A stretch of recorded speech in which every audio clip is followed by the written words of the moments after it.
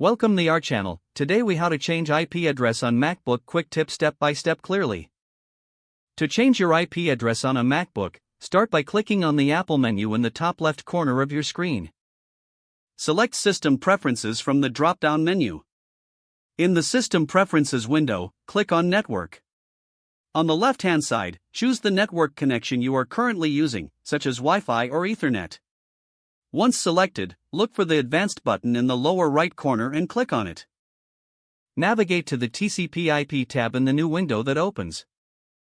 You will see a section labeled Configure IPv4. Click on the drop-down menu and choose Manually to specify a new IP address. Enter your desired IP address in the field provided.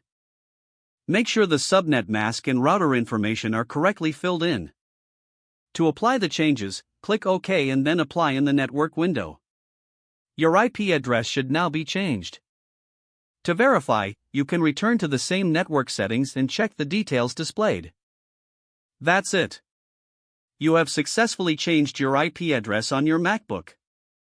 If the page does not load, refresh the browser or try again in a private or incognito window. Make sure you are using the correct email address, then retype it carefully to avoid small typos. If your password is not accepted, use the reset option and create a new strong password you can remember.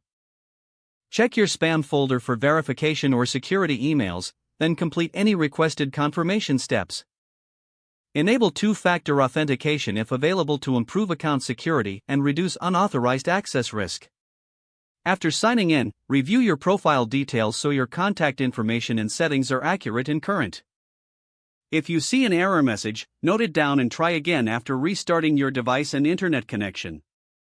Log out when you finish, especially on shared devices, to keep your account and payment information secure. If the page does not load, refresh the browser or try again in a private or incognito window.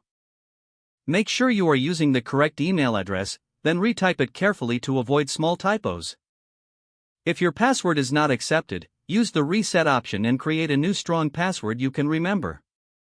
Check your spam folder for verification or security emails, then complete any requested confirmation steps. Enable two-factor authentication if available to improve account security and reduce unauthorized access risk. After signing in, review your profile details so your contact information and settings are accurate. If you see an error message, note it down and try again after restarting your device and internet. Don't forget to like this video and subscribe to our channel for more step-by-step tech guides.